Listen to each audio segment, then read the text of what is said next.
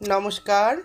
আজকে আমরা শুনব শ্রী শ্রী সারদা মায়ের অমৃত কথা, জ্ঞানদায়িনী শ্রী শ্রী মা। মায়ের কিছু গুরুত্বপূর্ণ কথা, বিভিন্ন ভক্তদের প্রশ্নের উত্তর মা কিভাবে দিয়েছেন তা আমরা এই ভিডিওতে বর্ণিত বিভিন্ন ঘটনার মাধ্যমে জানতে পারব। এক গৈরিক ধারিণী মাকে দিয়ে তার গুরুর নির্দেশ মানে মূর্তি পুজোয় অসম্মতি যাচাই করাতে গেলে মা বলেছেন, তোমার গুরু যখন বলেছেন তখন ও কথা আমায় জিজ্ঞাসা না করাই ঠিক। গুরু বাক্যে বিশ্বাস রাখতে হয়।